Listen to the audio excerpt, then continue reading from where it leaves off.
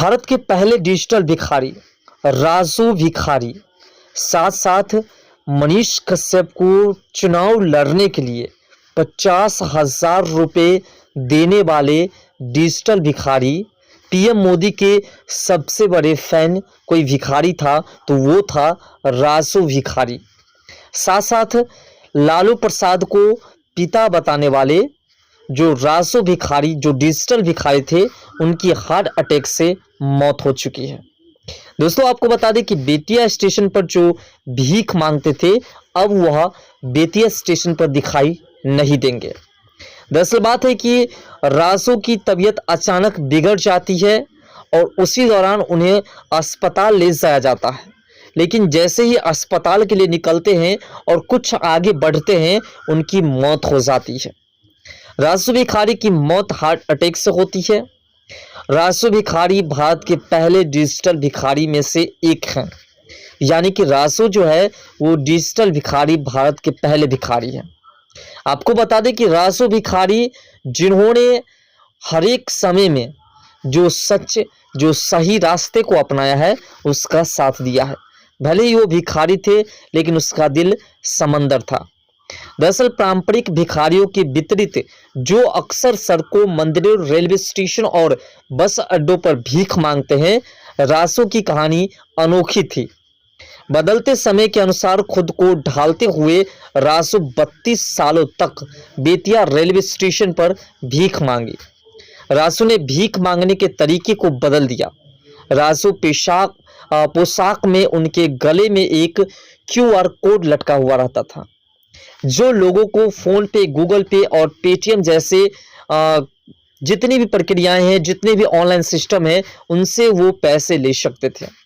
हाथ में एक टैबलेट लेकर के राजू रेलवे स्टेशन पर एक जाना पहचाना चेहरा बन गया था और जो भी व्यक्ति जो गरीब थे, जिनकी मदद की ज़रूरत थी, जिनके पास पैसे नहीं थे, भिखारी होने के बावजूद भी वह उनका मदद किया करते थे।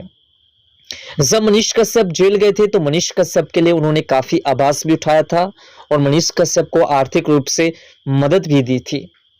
अब जो है मनीष कश्यप बदल गए, उससे पहले राजू ने मनीष कश्यप के बदलने को लेकर के कई तरह की प्रतिक्रियाएं दी थी। राजू ने कहा था कि हमने जो 50,000 रुपये दिए हैं वो 50,000 रुपये मनीष कश्यप लौटा दे। अब दोस्तों इसके पीछे जो वजह है, मनीष कश्यप एक तरह से राजू का कर्जदार बन चुके हैं और मनीष कश्यप के पास एक अवसर है, उस अवसर के जरिए राजू का पैसा लौटा सकता है, यानी कि राजू की मदद कर सकता है। राजू को उनके पैसे जो है उनके माध्यम से, क्योंकि अब उन्हें तो दे नहीं सकते हैं, तो उनके क्रियाक्रम में उस पैसे को इन्वेस्ट कर सकते हैं और उनको जो कर्ज मिला था उन कर्ज का हक वह इसी प्रकार से अदा कर सकते हैं। मनीष कश्यप राजू के कार्यक्रम, जो उनका क्रियाक्रम होगा, जो अब जो उनके विधि विधान से दाह संस्कार और उनके जो तमाम क्रियाएं होते हैं उन सभी में अगर मनीष कश्यप शरीक होते हैं तो शायद उनका जो है कर्ज वह चुका पाएंगे। जिस तरह से रेलवे प्लेटफॉर्म पर रोजाना यात्री स्टॉल मालिकों और कुलियों को पहचानने आते हैं, उसी तरह से जिले के निवासी राजू को देखने के आदी हो गए थे लोग।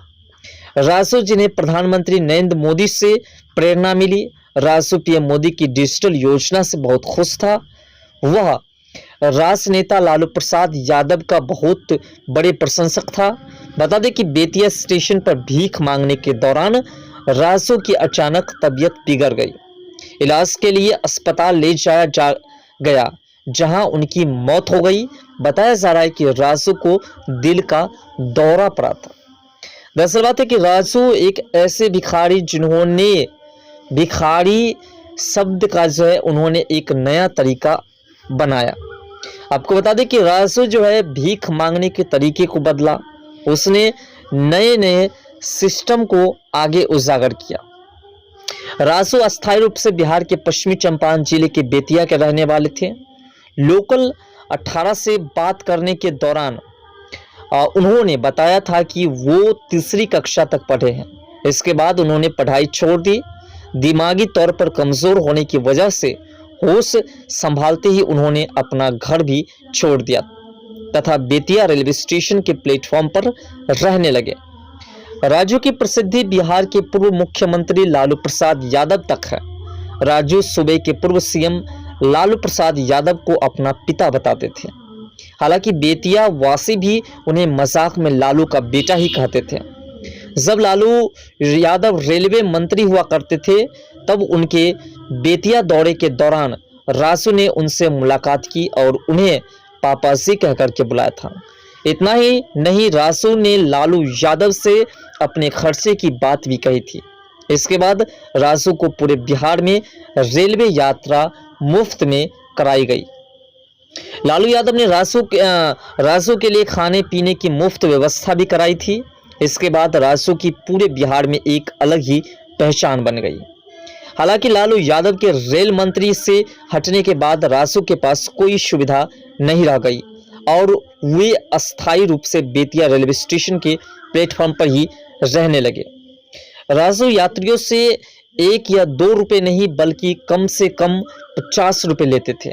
यात्री भी उनके मजाकिया व्यवहार से खुश होकर कि बड़ी आसानी से पैसे दे देते थे। अब जब राजू इस दुनिया में नहीं रहे, खासकर बेतिया के निवासियों को बड़ा सदमा लगा है, क्योंकि एक ऐसा भिखारी जो लोगों को मनोरंजन भी देता था और साथ साथ उनका स्टाइल ही कुछ अलग था और उनकी पहचान भी अच्छी खासी थी। उनकी पकड़ काफ़ी मजबूत थी। और आपको बता दें कि बिहार में जो डिजिटल भिखारी के नाम से प्रसिद्ध है राजू, जिनकी उम्र है 44 वर्ष हुई थी मात्र, उनकी मौत हो गई और उनके मौत से काफ़ी लोगों को दिक्कतें हुई। काफ़ी लोग जो है उनके मौत से परेशान हैं, उनकी मौत पर जो है दुख व्यक्त कर रहे हैं। दरअसल बात है कि मनीष कश्यप एक ऐसा नाम जिनको बिहार की पश्चिमी चंपारण से लेकर के देश के हर एक कोना में जाना जाता है।